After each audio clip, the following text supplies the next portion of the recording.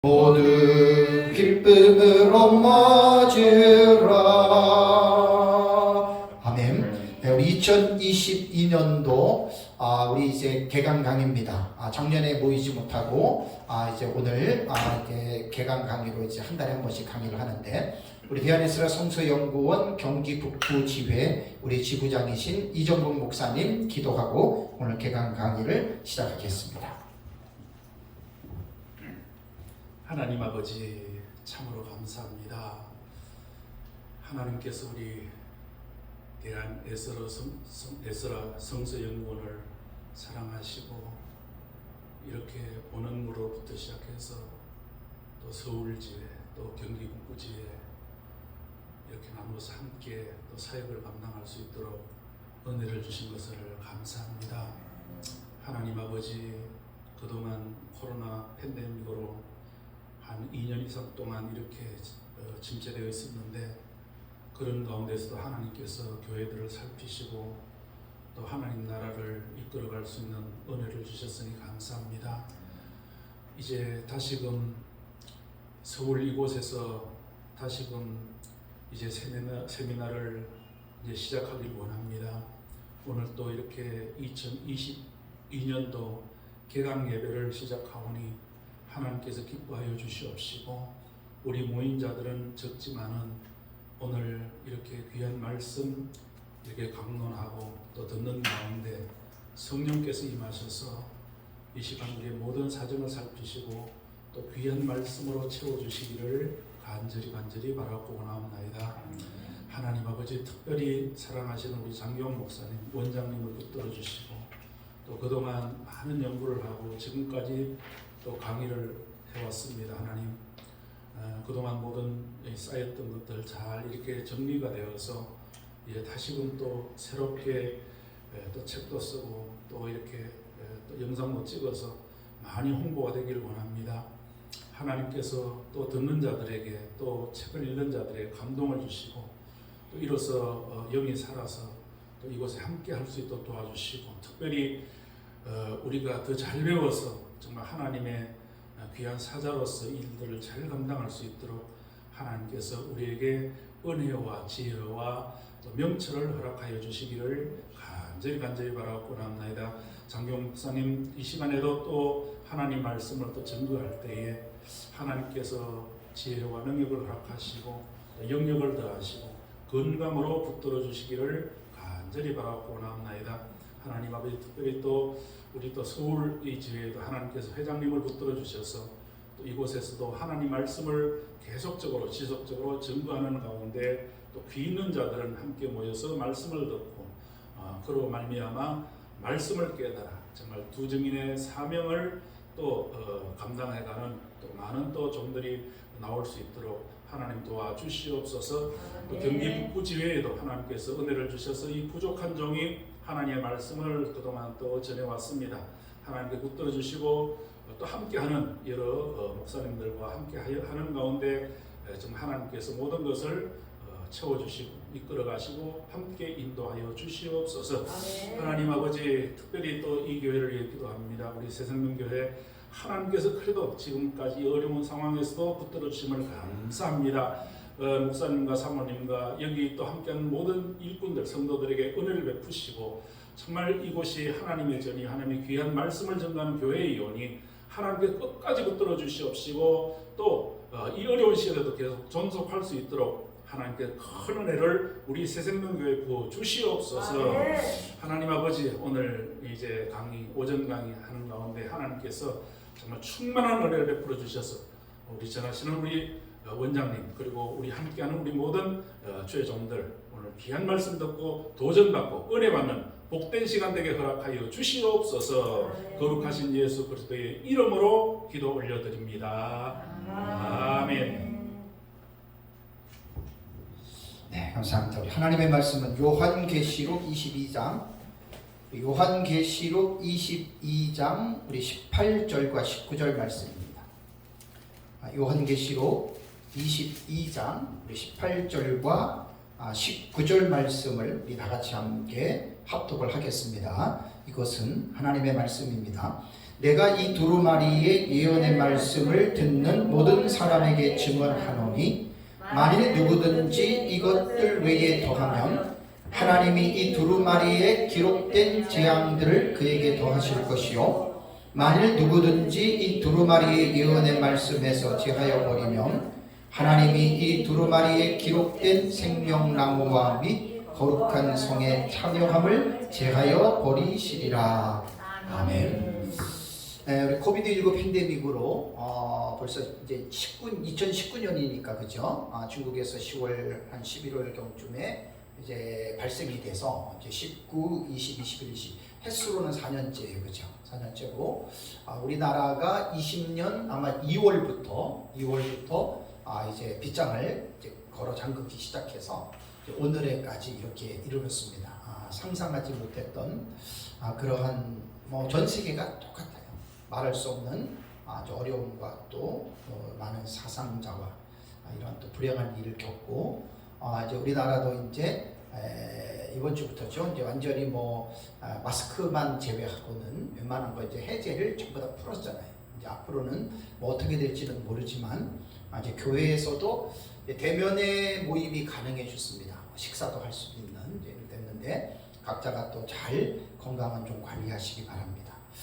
제가 지금 읽어드린 이제 2022년 우리가 이제 작년에 이제 강의를 못하고 이제 올해 들어서 이제 오늘 처음 강의를 하는 거죠. 그래서 이제 2022년 그냥 개강 강의다 생각을 하고 한 달에 한 번씩 지난번에는 첫 주에 우리 화요일날 모였는데 이제 이번부터는 마지막째 주 화요일에 이제 이렇게 모여서 또 하나님의 말씀을 가지고 함께 또 나누도록 하겠습니다. 계시록 22장 18절과 19절 말씀은 상당히 중요한 말씀입니다. 왜냐하면 우리가 이제 목사님들 다 아시겠지만 이 두루마리 예언의 말씀에서 더하면 하나님이 재앙을 더하시고 또 이 두루마리 예언의 말씀에서 제하여 버리면 생명나무와 및 거룩한 성의 참여함을 제하여 버린다. 이 말씀의 본래 의미가 무서운 말씀이거든요. 그러니까 더하면 재앙을 더 받게 되고 제하여 버리면 천국 못 들어간다는 말이에요. 그런데 안타까운 게 뭐냐면 많은 사람들이 이 말씀의 본래의 의미를 오해하고 이 말씀을 가지고 무기로 삼는 사람들이 꽤 있습니다. 그러니까 쉽게 말하면 요한계시록을 잘못 알면, 잘못 해석하면 마치 지옥에 가고 요한계시록을 잘못 해석하면 이것 때문에 큰 재앙을 받을 것이라고 하는 이 말씀의 의미를 잘 모르고 자기와의 다른 해석들, 자기와의 다른 사람들에 대해서 이거를 무기로 사용을 하는 거예요. 자, 지금 몇 번이고 말씀을 드렸습니다. 이 말씀의 본래 의미는 계시의 본질이 있어요. 본질. 계시의 본질이 있고 계시를 해석하는 부분을 구분을 하셔야 돼요.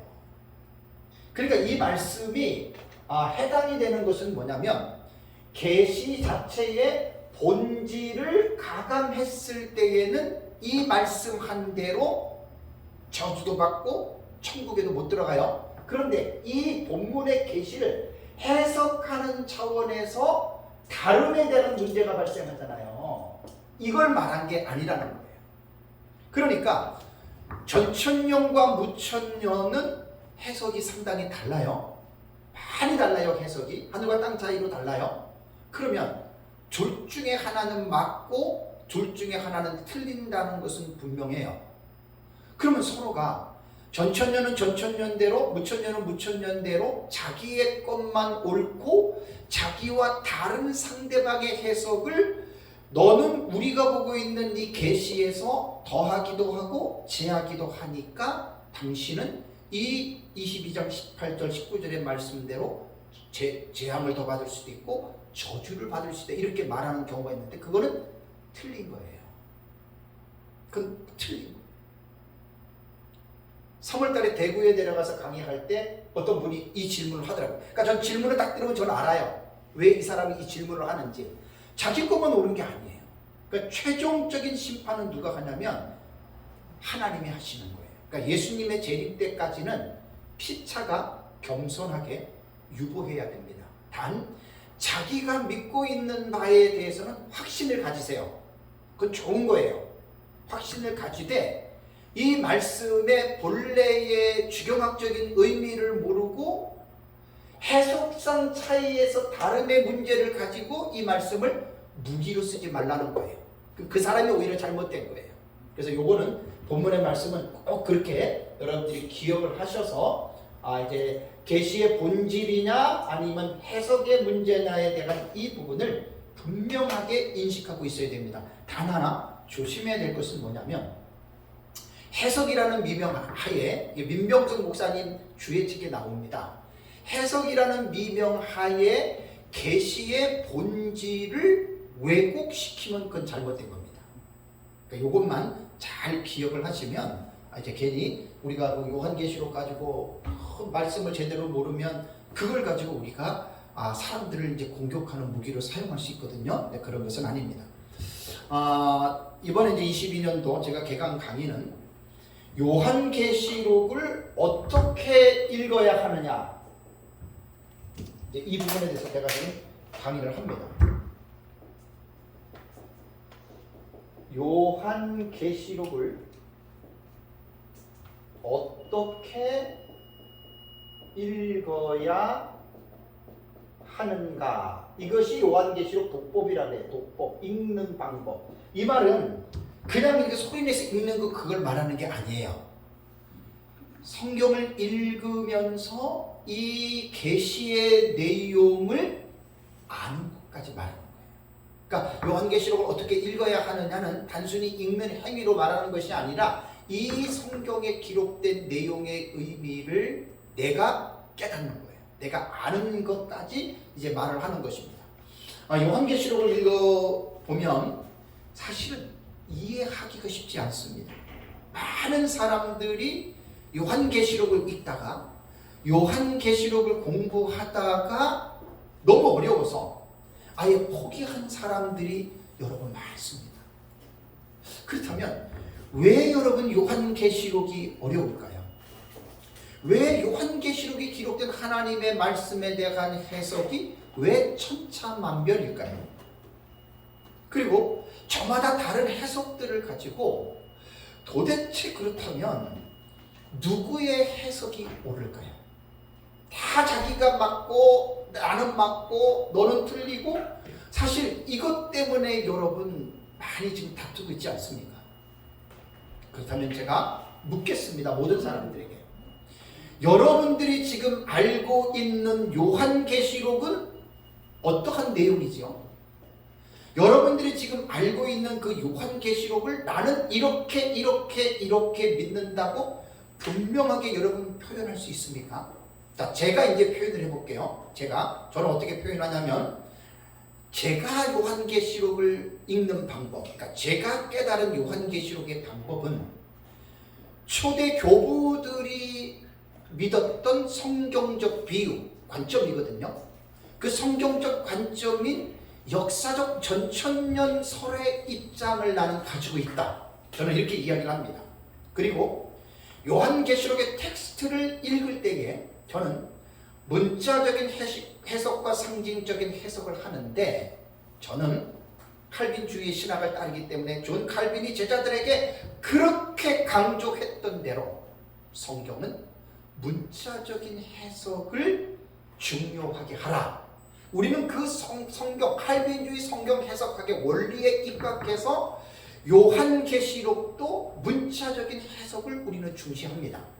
그리고 세대주의자들처럼 문자적인 해석만 고집하는 것이 아니라 상징의 해석도 저는 병행합니다.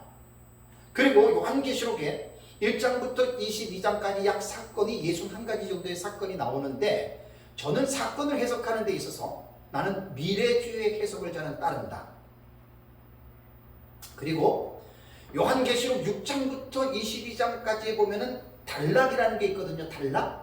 그 단락이 있는데 6장부터 22장까지는 사건이 51가지가 나와요. 제가 연구한 바요. 51가지가 나오는데, 저는 요한계시록에 기록된 단락의 해석은 순서대로 기록됐느니 반복적으로 했느니 그렇게 안 보고, 저는 본경과 삽경의 상호 교차적인 구조를 가지고 저는 요한계시록을 저는 이해하고 저는 요한계시록을 알고 있습니다.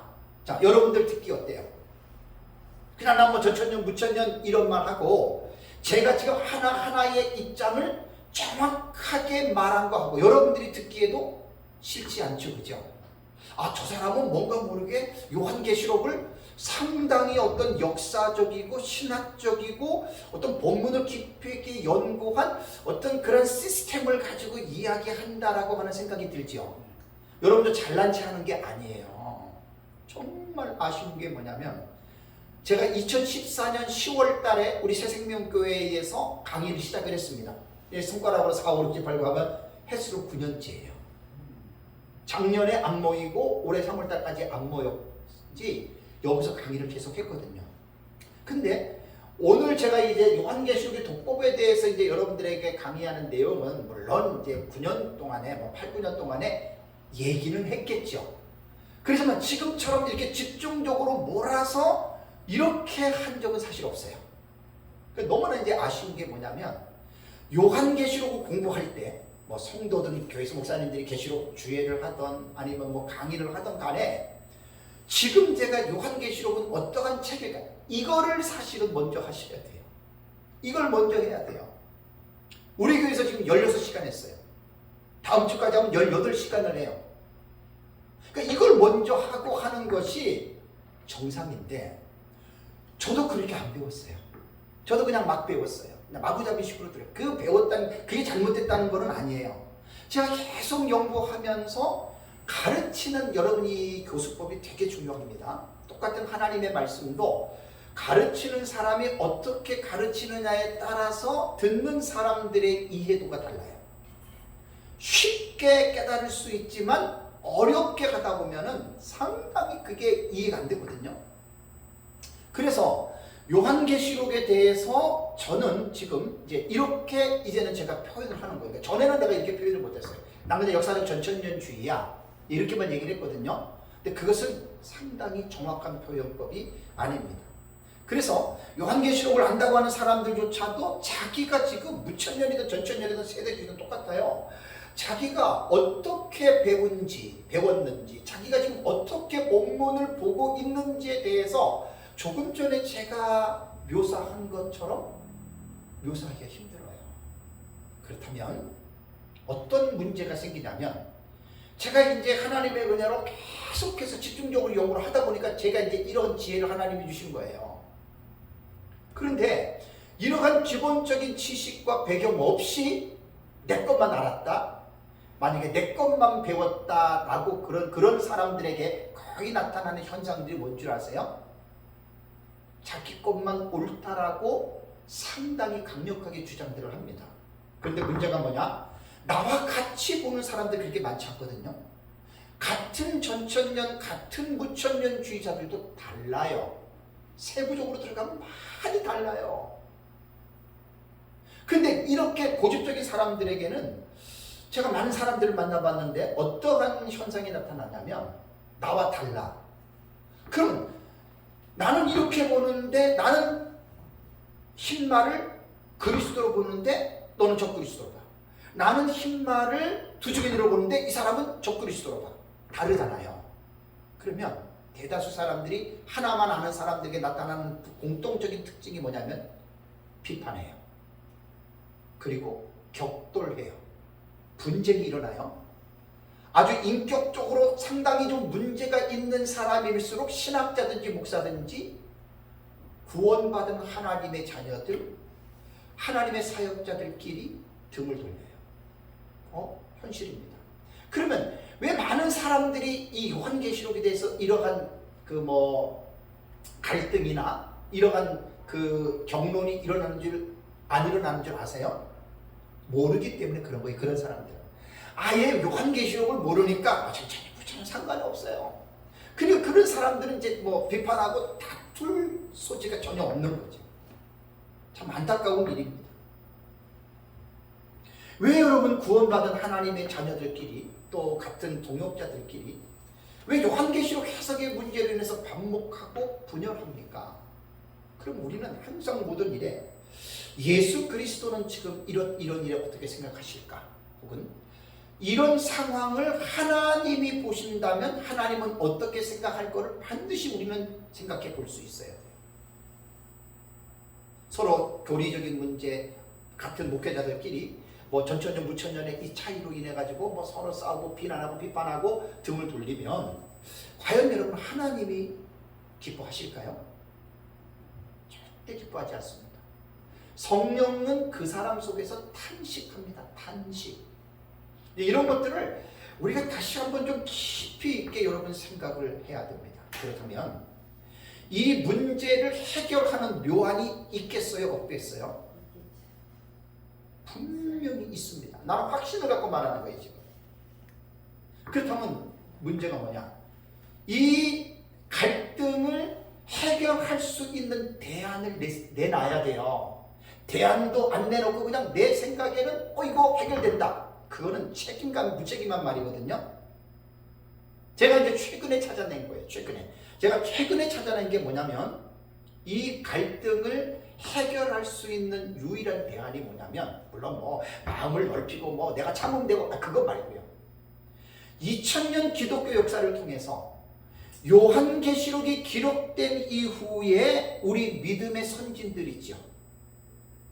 초대 예수님의 12제자, 초대 교부들, 그 다음에 중세시대, 그 다음에 종교개혁자, 근현대사 시대를 통해서 2000년 교회의 역사를 통해서 우리의 믿음의 선진들은 이 요한계시록을 어떻게 읽어왔을까를 역사신학적 입장에서 정말로 깊이 있게 2000년 역사를 돌아가서 이것이 정리가 된다면, 제가 확신 있게 말하는 거는 뭐냐면 어느 정도 해결됩니다. 뭐 나만 옳으니 뭐 나와 다른 너는 틀리느니 이렇게 말하는 사람은 약간 정신적으로 이상하지 않는 사람들 외에는, 특별한 특수한 인격 장애를 가지고 있지 않는 사람 외에는 다툼의 소지가 많이 여러분 저감됩니다. 난 이거 확실하게 제가 말씀을 드립니다. 왜냐하면 저 자신부터가 이러한 역사 신학을 통해서 제가 쭉 2000년 역사를 통해서 요한계시록을 어떻게 읽어왔느냐를 계속 제가 연구를 하면서 깨달은 거예요. 그러니까 나와 다르다고 해서 화내고 싸울 필요가 전혀 없는 거예요. 왜냐하면 2000년 기독교 역사를 통해서 그렇게 해왔거든요. 그래서 역사적 전천년주의, 문천년, 후천년, 세대주의 종말론이 갈라진 거예요. 그러면 이 사람들이 다 자기들만 옳다고 하는데, 그럼 객관적인 입장에서 하나는 옳고 나머지 셋은 틀리느냐? 그렇지 않습니다. 왜냐하면 올바른 개혁신학을 따르는 개혁신학자들의 그 폭진되어 있는 것들을 보면 이 네 가지 학파에 다 골고루 분포되어 있습니다. 그러니까 요한계시록 해석하는 나와 다르다라고 하는 이것 때문에 마치 그 사람이 이상한 사람이고 그 사람과 어떤 그 비난하고 격돌을 일으켜줘서 반목하고, 만약에 그 뭐 신학자나 목회자들 사이가 갈라지고 그런다면 그 사람은 100% 회개해야 됩니다. 하나님 앞에 엄청난 죄를 지금 자기가 짓고 있다라고 생각하면 됩니다. 그래서 제가 이번 학기에 제가 할 강의는 올 2월 17일에 제가 우리 고신에서 그 파송한 서남아시아 지역에 사역하시는 선교사님들을 대상으로 제가 90분 동안 180분 동안 제가 종말론을 강의했던 내용이 있습니다. 그래서 첫째 시간에 똑같은 제목이에요. 요한계시록을 어떻게 읽을까? 요한계시록 독법에 대해서 90분 강의가 제가 유튜브에도 올려놔서 다들 보셨죠, 그죠? 그 내용을 가지고 제가 하는 거예요. 사실 그때 원고가 한 24페이지가 돼요, A4 용지로. 보통 4시간, 5시간을 해야지 어느 정도 제가 이제 할 수 있는 내용인데, 그때는 제가 90분으로 축약을 시켜가지고 했어요. 그래서 많은 내용들을, 강의 안에 있는 내용들을 제가 하지 못했고, 그래서 이제 목사님들한테는 지난번에 제가 그 단톡방에 그 원고 PDF 파일을 제가 올렸잖아요. 제가 그 2가지 종류, 3가지 종류를 올려드릴게요. 제가 2월 17일에 서남아시아에서 했던 강의 안 하고, 그 다음에 3월 17일에 서울 GTM 성경 연구하는 데서, 우리 후배 목사님들 연구하는 데서 제가 또 강의를 거기도 이제 180분 했는데, 90분 강의를 1시간 반 정도를 제가 거기는 1시간 10분 했다. 요 요한계시록 독법에 대해서 제가 강의를 했습니다. 그것도 제가 유튜브에 올려져 있어서 그것도 다 보시면 좋아요. 그 다음에 이제 세 번째는 3월 22일에 대구 지역에 가서 마라나타 다해성경연구원의 초청에 가서도 제가 3시간 정도 강의를 했거든요. 나머지 3시간째는 질문이 한 90분 됐어요. 그거는 이제 동영상에 안 담고 2시간 올려놨는데 거기서도 첫 번째 제가 90분, 100분 정도예요. 이걸 제가 한 거예요. 그럼 여러분, 우리가 대체적으로 나 이거 아는 건데 한 번 들었어. 근데 또 들어. 3번을 듣는다고 생각해 보세요. 조금 이거 아는 건데 약간 지루한 생각이 들 거예요. 근데 거짓말 안 해요. 제 강의는 고신 그 강의든 GTN 강의든 대구에서 강의든 90분을 한번 들어보세요. 절대로 지겹지 않을걸요. 왜냐하면 요한계시록을 공부할 때 가장 기본적이고 가장 기초적인 내용을 집약한 거예요. 근데 우리 대부분이 이러한 인식과 이러한 지식 없이 그냥 요한계시록을 마구잡이로 배워왔어요. 그냥 어떤 목사님이, 어떤 은사가, 어떤 신학교 교수가 이야기를 하니까 그냥 그 사람이 말하는 대로 그냥 이게 그런지 따져볼 시간도 없이 그냥 첫째 붉은 첫째 흰 말은 저 그리스도야, 흰 말은 그리스도야. 그래요 이렇게 배웠거든요. 그게 왜 그러냐면 기본적인 지식이 없어서 그랬어요. 우리가 다, 저도 그렇고. 지식이 없이 그냥 무조건 카더라를 들었기 때문에 그래요. 그래서 제가 그 내용을 저희 교회에서 아까 말씀드린 대로 이번 주까지 16시간을 90분 한 내용을 16시간을 했고 다음 주 2시간 하면 18시간을 합니다.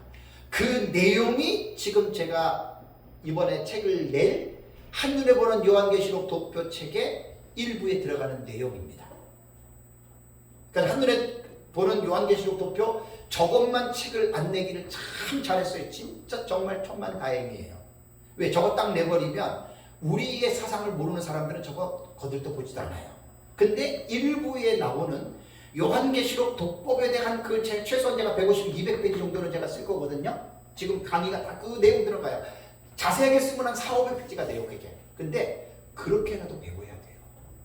그렇게라도 기본 지식을 워밍업을 하고 나서 그리고 요한계시록들을 공부를 해야 되는 거예요. 근데 이러한 기본적인 지식을 무시해버리고 싹 무시해버리고 그냥 본문에 들어가가지고 그냥 이건 이거고 이건 이거고 이건 이렇게만 지금 배워온 거예요.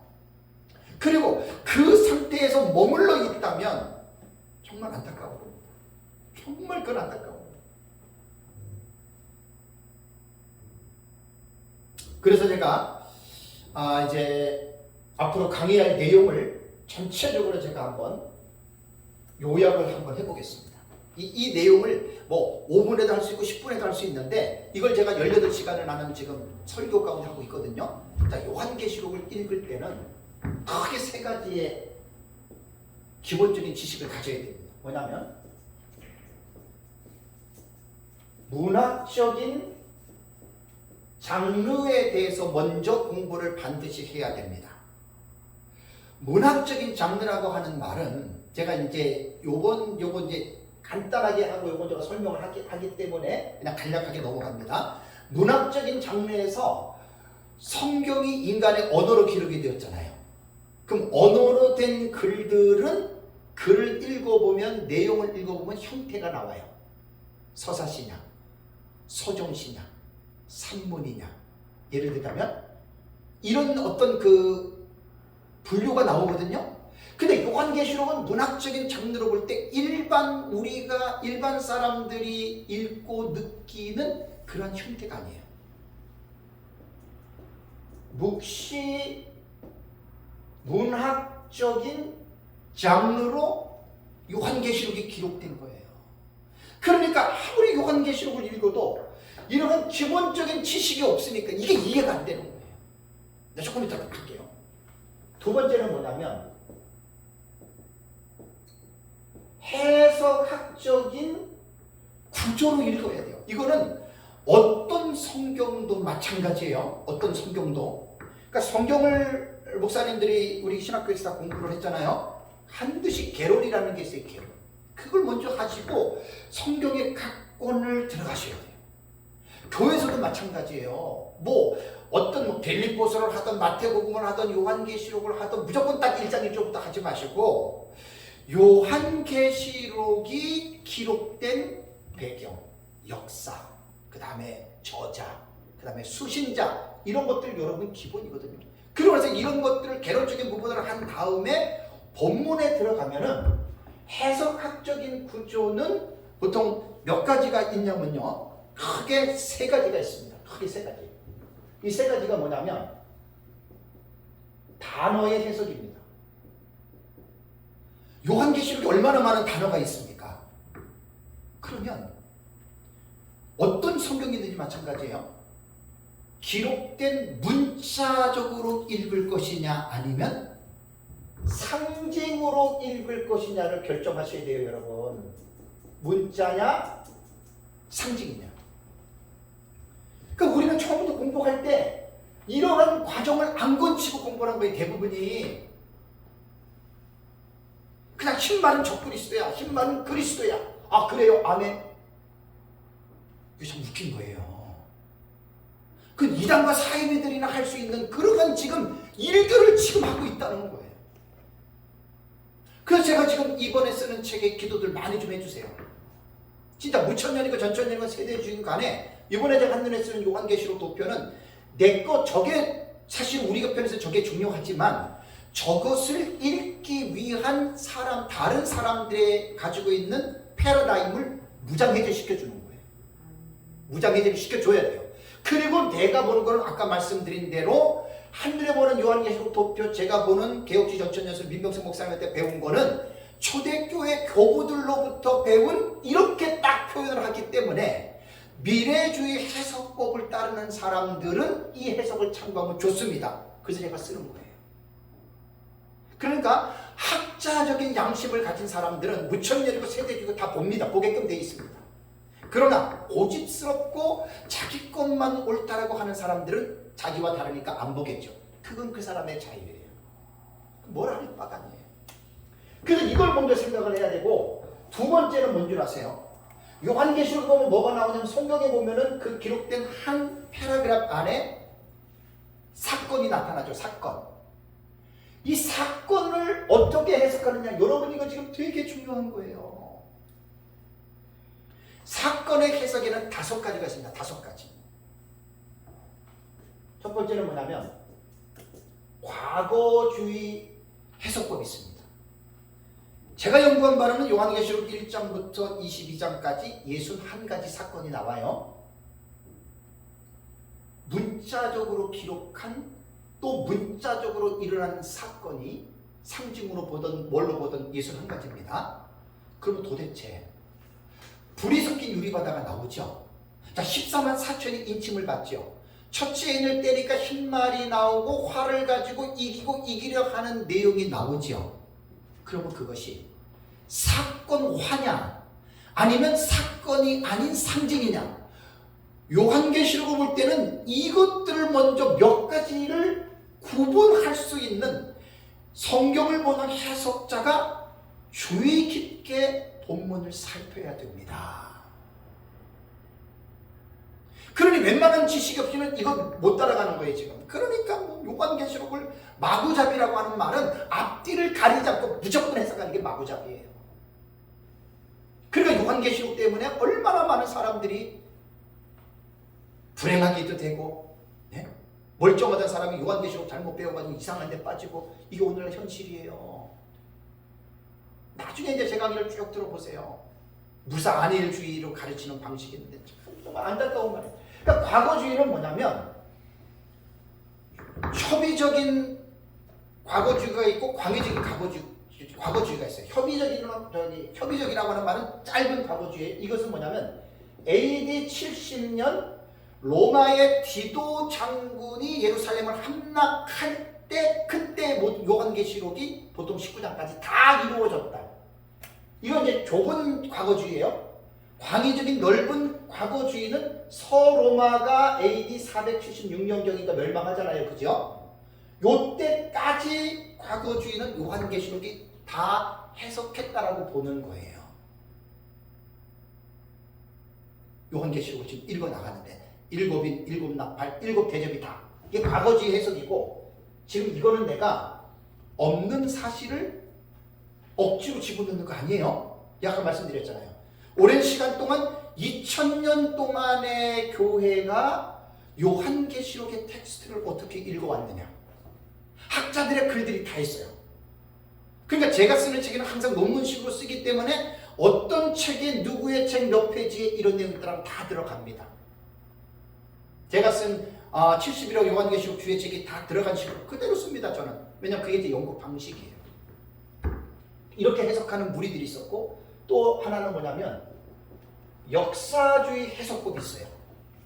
역사주의 해석법은 과거주의와 거의 같은데 하나의 차이가 뭐냐면 스콥이라고 하는 범주가 있어요.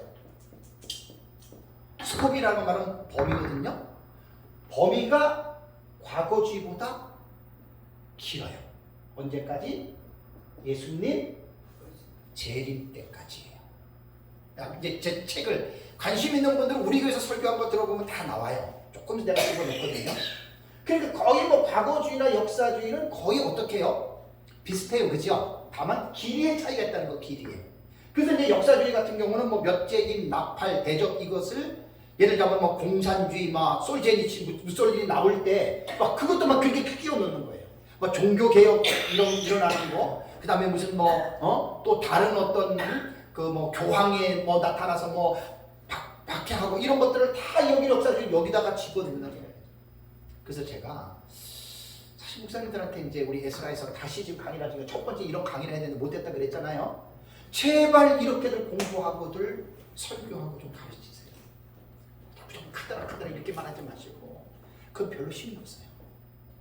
그 듣는 사람도 이렇게 차근차근 시간이 들어서 배운 사람들은 아주 확실하고 자신감이 있고 분명히가 됩니다.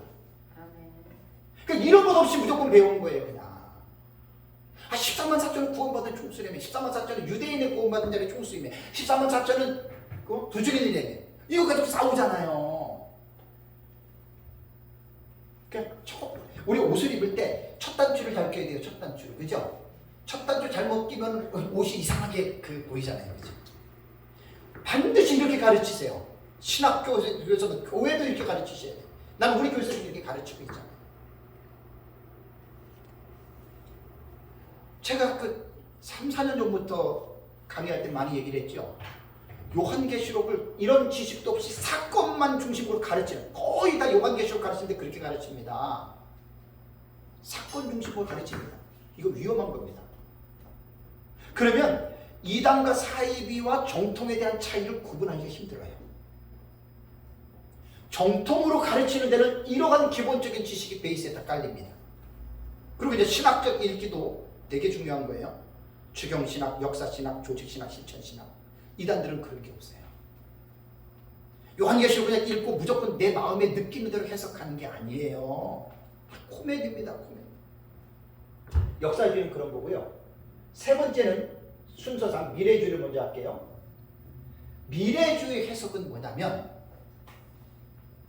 요한계시록의 1장 19절에 보면 내 본 것과 지금 있는 일과 장차 될 일을 기록하라 그랬죠. 그러니까 요한계시록 1장 19절이 요한계시록 자체 내에서 구조를 설명해 주는 거예요. 구조.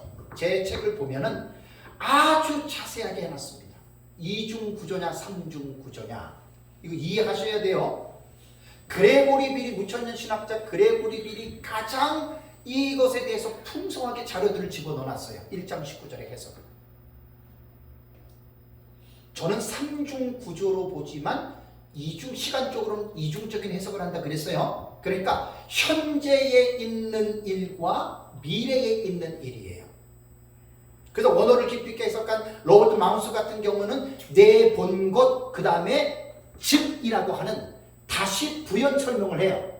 그러니까 주경신학이라고 하는 게 그렇게 보는 거예요. 요한계시록의 해석은 왜 신학적인 해석이 필요하냐면, 우리는 번역된 성경은 내 본 것과 콤마 지금 있는 일과 또 콤마죠. 그죠? 근데 원문을 아는 주경학자들은 어떻게 보냐면 내 본 것하고 즉이라고 하는 말은 부연이에요. 부연 설명. 세부 묘사거든요. 지금 있는 일과 장차 될 일들, 이렇게 현재와 미래를 구분합니다. 그래서 제 책을 잘 보세요. 그 잘 모르기 때문에 그렇지, 제 책은 분명히 현재와 미래, 1장부터 5장까지는 보세요. 현재라고 써놨어요. 그 다음에 6장부터는 미래라고 써놨어요. 그러니까 제가 그냥 쓴 게 아니에요. 분명하게 이 사상을 내가 딱 정립을 하고 나는 이러한 신학 체계가 있기 때문에 제 책에는 써놨고, 목차만 보더라도 일반 요한계시록 주의책 거의 90% 이상이 1장, 2장, 3장, 4장 독자들 읽기 쉽게 그렇게 써놨어요. 1장, 2장, 3장. 제 책은 다르죠. 장도 들어갔지만 6장부터는 본경과 막간계시록 구분해서 써놨죠. 왜 제가 그렇게 쓴 줄 아세요? 그냥 쓴 거 아니에요. 요한계시록은 기록될 때 장과 절이 없었어요. 장과 절이 없었어요. 어떤 사람들이 학자들도 뭐 이거는 9장에서 끝났고 10장으로 넘어가니까 이 사건은 9장에서 완전히 마무리된 거예요. 아이고 코미디예요, 코미디. 구약 성경과 신약 성경이 처음에 그 원문에서 사본으로 내려갈 때 장과 절이 없었어요. 12세기, 16세기까지는 장과 절이 없었어요. 쿰란에서 발견된 이사야 사본 보세요. 양피지에 하나의 양피지에 1장부터 62장 장도 없고 절도 없고 쭉 이어나간 거예요. 그게 성경이거든요. 그러니까 성경을 이런 기본적인 지식 없이 막 무조건 배운 사람들 아주 위험합니다. 요한계시록. 그래서 제가 얘기를 하잖아요. 역사적 전천년주의는 미래주의 해석을 따르는 사람들인데 엄청나게 이게 범위가 넓어요. 세대주의도 여기다 들어가요. 극단적인 미래주의와 온건주의 미래주의. 우리 교회에서 제가 미래주의만 5시간 설교했어요. 5시간. 왜 제가 그렇게 많이 했겠어요? 어떤 목사님들은 너무 길 때 너무 지루하대. 아이고 안 들으면 돼요. 아, 무슨 일이 아니에요. 왜 제가 미래주의만 5시간인 줄 아세요? 몰라요. 3시간이 5시간 기억이 잘 안 나요. 그렇게 중요한 거예요. 그러니까 이번에 제 책에는 우리가 자칫 잘못하면 그릇된 지식, 고정적인 신학적 지식 때문에 저 그림 보고 사람들이 세대주의 어쩌고저쩌고 이야기를 하거든요. 그 입을 지금 막아야 돼요. 나는 그런 사명이 있어요. 그런 사명.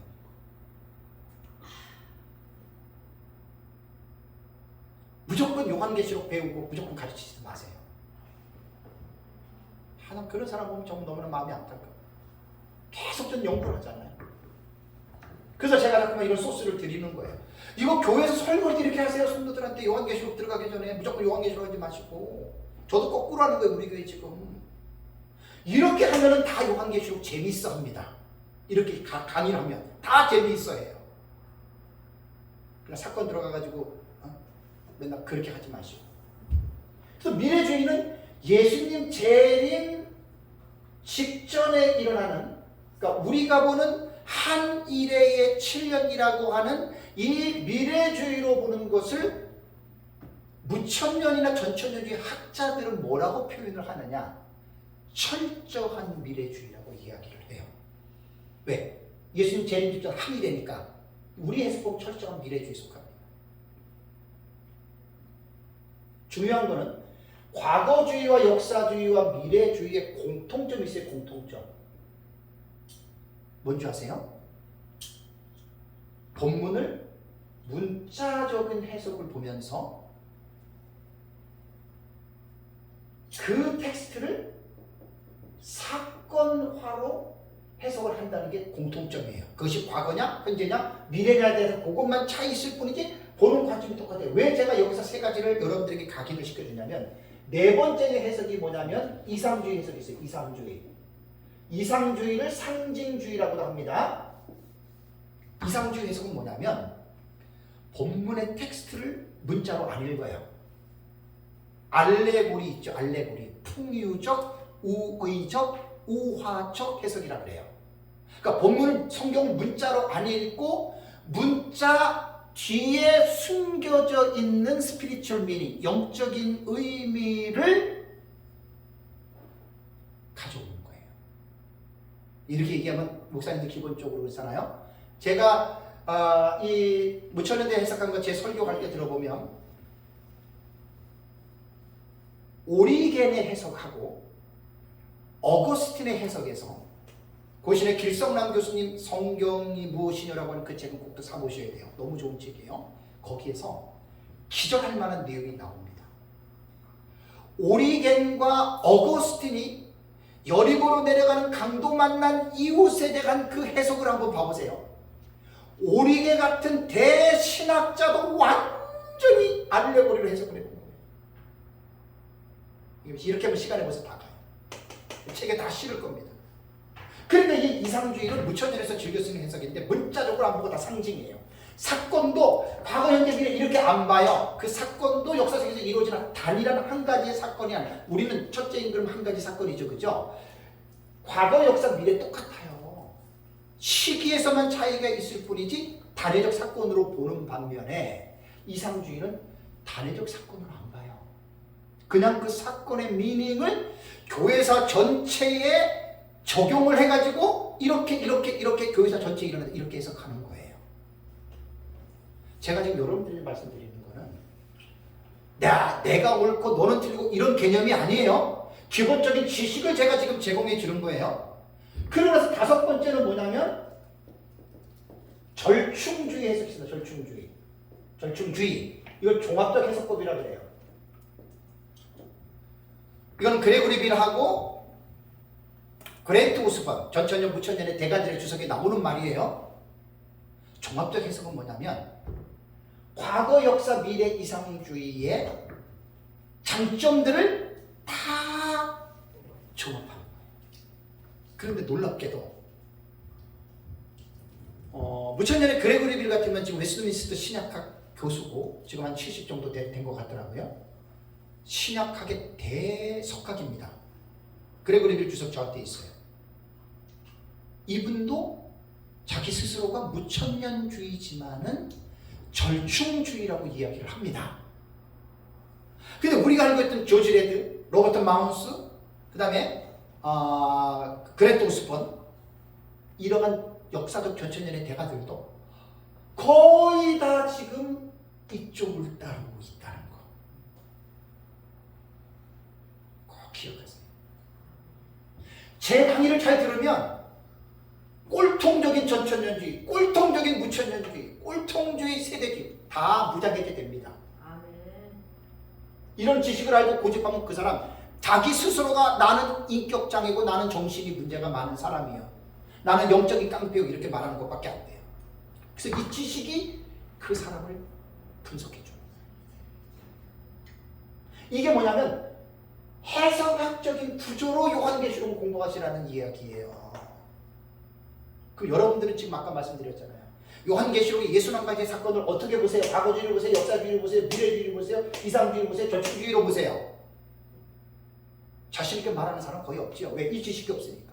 그 미래주의로 본다. 우리 미래주의죠. 그 미래주의 어떤 미래주의입니까? 온건입니까? 극단입니까? 그 지식이 없으면 내가 지금 알고 있는 걸 표현을 못하는 거예요. 그러고서 뭐라 그래요? 자기가 알고 있는 게 대단한 것처럼 얘기하지요. 그게 넌센스라고. 학문은 제가 계속 연구하다 보니까 끝이 없어요. 병은 익으면 고개를 숙인다고. 끝이 없습니다. 그래서 이제는 제가 초창기 때는 전천년에 대해서 내가 막 확신 갖고 막 전천년이 오는 것처럼 하고 무천년을 저도 모르게 많이 비판했지만 지금 그렇게 안 하잖아요. 그렇게 하면 내가 무식한 사람이 되는 거예요. 나와 다른 사람도 존중할 줄 아는 마음을 가지셔야 돼요. 그게 인격자입니다.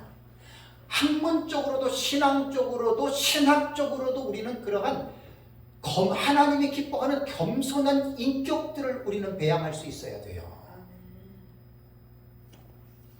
이거 가관 아닙니다. 다들 자기들 것만 놀 때.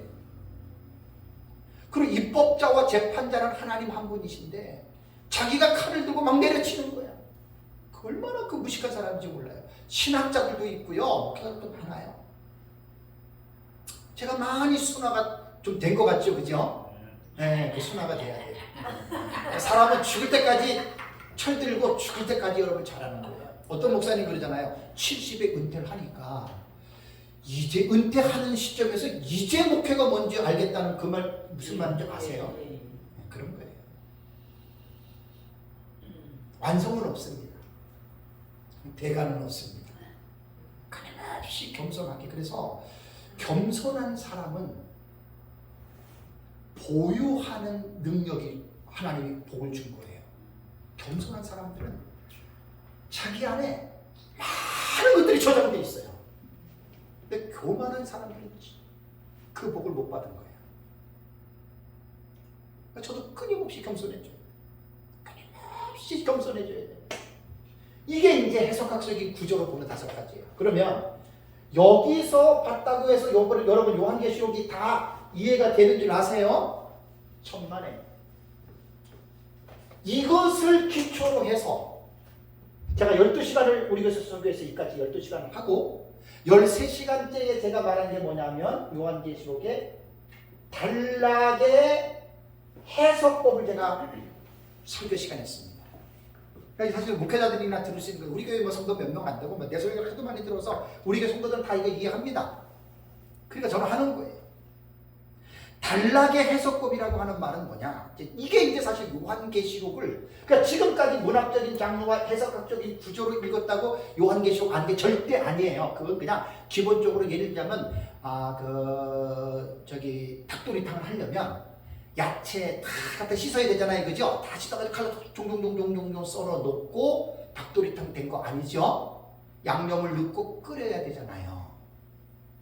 요까지는 그런 어떤 그 입장이었다면 단락의 해석법은 뭐냐면 그것을 이제 넣고 끓이는 거예요. 몇 가지 해석법이 있습니다. 제가 하도 많은데 5가지만 얘기를 했는데 이거는 제가 옛날에 여기서 강의할 때 했어요. 간단히 넘어갈게요. 점진적 해석법이 있어요. 이거는 특별히 계시록 6장부터 19장에 해당이 돼요. 20장과 21장, 22장은 그 이후로 순차적으로 쭉 나가는데 6장부터 19장의 내용이 약 44가지 사건 나와요. 6장에서 22장까지가 51가지 사건이 나와요. 그렇다면 이제 문제가 뭐냐? 제가 우리 교회에서 이런 게 제일 좋아요. 여러분, 이명박, 그 다음에 노태우, 전직 대통령이에요. 김대중, 그 다음에 빨리빨리 말해보셔요. 노무현, 그 다음에 또 박근혜, 또 그 다음에 초대 이승만, 전두환. 예. 자, 이걸 딱 보시면 어때요? 우리 대한민국의 대통령을 역임했던 사람들이죠. 순서적으로 이명박, 노태우, 김대중 쭉쭉 이렇게 돼 있죠. 자, 보세요. 요한계시록 이런 거예요. 그러면 이명박 대통령이 대통령 끝나고 노태우 대통령이 하고 노태우 대통령 끝나고 김대중 대통령이 하고 김대중 대통령이 하고 노무현 대통령이 대통령을 했나요? 아니죠. 그럼 아니라고 하는 사람들은 우리나라의 그 현대사의 지금 대통령을 알고 있기 때문에 우리는 어떻게 하는 거예요? 이 사람이 이승만이 제일 먼저 올라가야죠. 그죠? 그죠? 이승만 다음에 누구예요? 박정희 받은 거죠. 예. 박정희 이렇게 올라가잖아요. 그죠? 단락의 해석법은 마치 이런 거예요. 사람들이 이런 것들을 생각들을 못해. 참 안타깝습니다. 왜 이렇게 안 배웠기 때문에 생각을 못하는 거예요. 그냥 무식하게 이명박 대통령 끝나고 노태우 대통령이 대통령했어. 이렇게 말하는 거예요. 지금 요한계시록 읽어놓고. 모르는 사람들은 어떻게 해요? 맞아. 이명박이라고 하는 사람이 대통령 끝나고 노태우가 했구나. 이렇게 모르는 사람은 알 거 아니에요. 그죠? 근데 아는 사람이 볼 때는 어때요? 아니지. 노태우 대통령이 먼저 했잖아요. 그죠? 단락의 해석법은 6장부터 19장까지 약 44가지의 사건이 쫙쫙쫙쫙 나와요. 그죠? 7인, 7나팔, 7대접, 37에 21. 그것만 해도 21가지 사건이에요. 그 다음 이 사건이 대부분 사람들이 뭐냐면 사건에 대한 해석은 기가 막히게들 해요. 흰말은 뭐고 붉은 말은 뭐고 검은색 말은 뭐고 청황색 말은 뭐고 14만 4천은 뭐고 기가 막히게 해석들을 해요. 그래가지고 그냥 막 정말로 기가 막혀요. 더 중요한 게 뭔지 아세요? 계시록 안에 기록된 사건들이 크로노니컬, 연대기적으로 그 사건을 정리해야지만이 요한계시록을 제대로 아는 거예요. 이건 진짜 힘든 거예요. 단락의 해석법을. 그죠? 저도 우리 거 저거 배웠지만 그 단락의 해석법을 처음부터 끝까지 이렇게 저도 정리 안 해주셨잖아요. 그죠? 우리도 배울 때. 그 제가 저거 하면서 그러면서 제가 지금 정리를 나가는 거예요. 내 것이 옳다라고 말할 때는 무조건 이건 이거야, 이건 이거야 소리만 지른다고 옳은 게 아니에요. 이러한 기본적인 지식을 뒷받침이 돼야 돼요. 이거 지금 되게 중요한 것들이에요. 그러니까 정치적 해석법은 뭐냐면 기록된 순서대로 사건이 일어난다 이거예요. 첫째, 둘째, 셋째, 다섯째, 여섯째인, 그 다음에 이제 14만 4천, 그 다음에 흰옷 입은 큰 무리, 그 다음에 일곱째인, 기록된 순서대로 사건이 일어난다. 이렇게 보는 대표적인 학파가 누구냐면 세대주의예요. 저한테 집에 세대주의 원문 그 하나의 도표가 있어요. 그 도표를 딱 보면 일곱인, 일곱 나팔, 일곱 대접 위에 딱 있고 막간계시주의 삽경 그것을 중간에 집어넣거든요. 거의 세대주의자들이 점진적 해석법으로 요한계시록 해석합니다. 여기서 완전히 하늘과 땅 차이로 변해요. 이건 연대기적인 이 사고를 갖고 있는 사람들만 고민할 수 있는 거지 이거 모르는 사람들은 이거 관심 없어요. 두 번째는 뭐냐면 반복법의 해석이에요. 반복 해석법은 뭐냐면 이 사람들이 주장하는 거는 뭐냐면 요한계시록에 주축이 되는 내용이 뭐죠? 요한계시록 딱 읽으면 뭐가 기억에 가장 남죠? 뚜렷하게 남는 게 세 가지 일곱 시리즈죠. 그러니까 일곱인, 일곱 나팔, 일곱 계죠. 근데 일곱인이 첫째, 둘째, 셋째, 넷째, 일곱 나오잖아요. 그죠? 반복법 해석법은 뭐냐면 일곱인의 내용을 일곱 나팔은 그대로 계시의 모양과 방법만 바꿔서 똑같은 내용이다. 대적도 똑같은 내용이다. 이렇게 말하는 것이 반복적 해석법이에요. 제가 없는 거를 끄집어 드는 게 아니라 지금까지 요한계시록을 연구하는 신학자들이 단락을 해석할 때 이렇게들 봤다는 거예요. 이렇게 보는 사람들이 있다는 거예요. 그럼 누가 맞고 누가 옳아요? 아, 그런 말들 하면 안 돼요. 무슨 누가 맞고 누가 자기가 그러면 무슨 뭐 하나님이에요? 그렇게 말하는 사람은 문제예요. 세 번째는 뭐냐면 전진하는 반복법이에요. 이 사람들은 뭐냐면 점진적도 아니고 반복법도 아니다. 요한계시록 6장부터 읽어보면 전진하는 구조도 있고 어떻게 해요? 반복하는 구조도 있다. 제가 만든 도표가 바로 이것을 해도 틀리지 않아요. 왜냐하면 나팔에 대한 순위는 민 목사님도 말한 대로 점진적으로 나가는 거예요. 나팔은 첫째, 넷째만 딱 쏟아지고 다섯, 여섯, 일곱째, 일곱 대는 어떻게 해요? 점진적으로 나가죠. 그죠? 그 다음에 일곱 나팔과 대접 계시를 보면은 인 계시에 반복되는 중복되는 계시가 있죠. 딱 보면 나오잖아요. 적그리스도.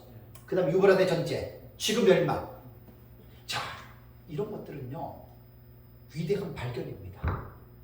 내가 믿고 있는 거 무조건 이렇게 말하지 마시고 체계적으로 설명을 하란 말이에요. 그러면 듣는 사람 입장에서 호감이 가요. 마음이 열려요.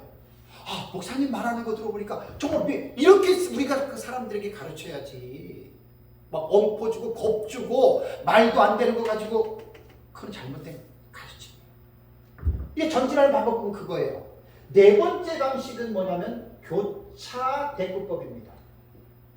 교차 대꾸법은 히브리인들의 문학 양식 속에 키아준 구조 들어보셨죠? 이거 대단히 중요한 해석입니다. 키아준 구조. 이거 공부들을 많이 해야 돼요. 예를 들자면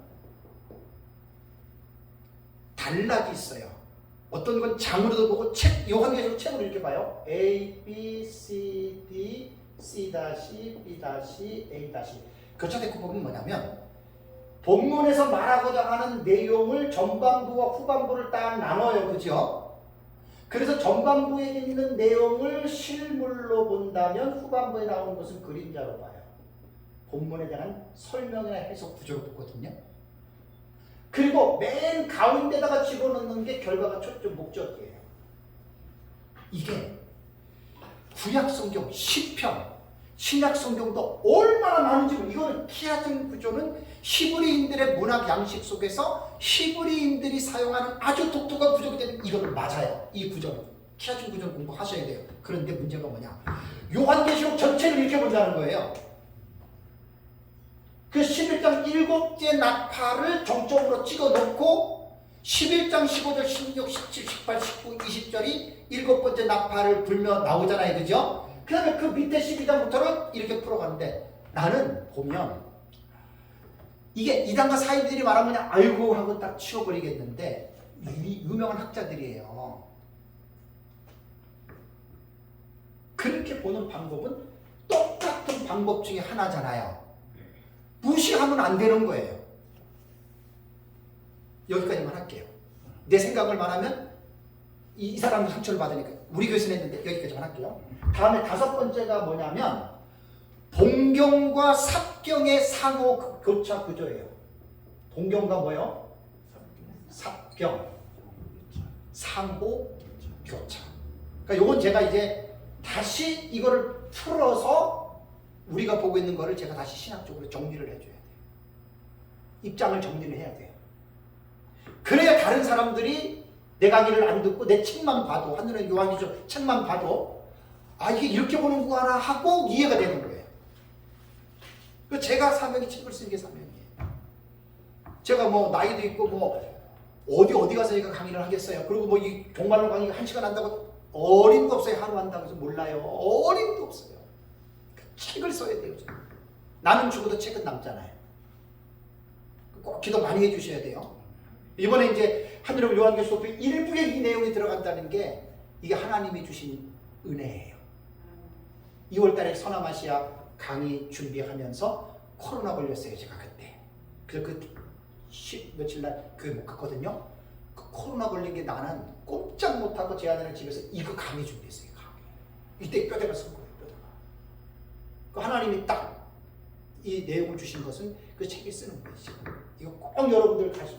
그러니까 본경과 삭경은 뭐냐면 민 목사님이 얘기해서 본경과 삭경이 아니에요. 자꾸만 우리는 스승도 중요하고 은사도 중요하지만 사람을 높이고 사람에게 포커스를 맞추면 그게 우상이 되는 거예요. 그 죄예요. 피차가 죄가 되는 거예요. 칼빈같이 위대한 학자가 어디 있겠어요?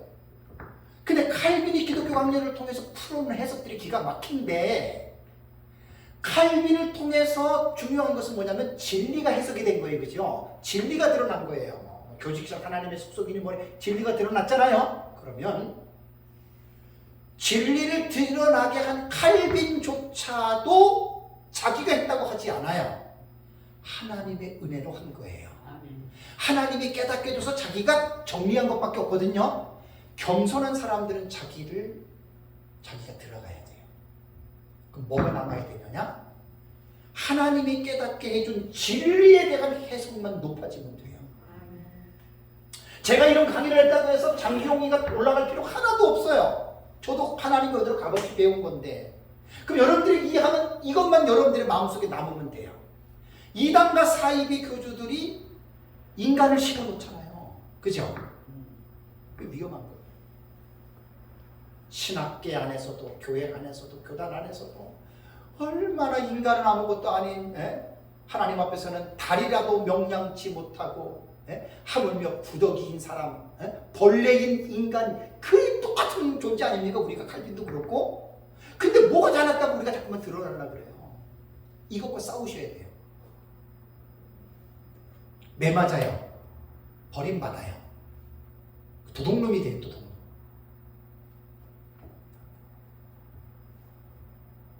그래서 우리는 본경과 삭경은 제 책에 보면은 11명의 전천년 무천년주의자들이 합의해서 만들어 놓은 공동 용어예요.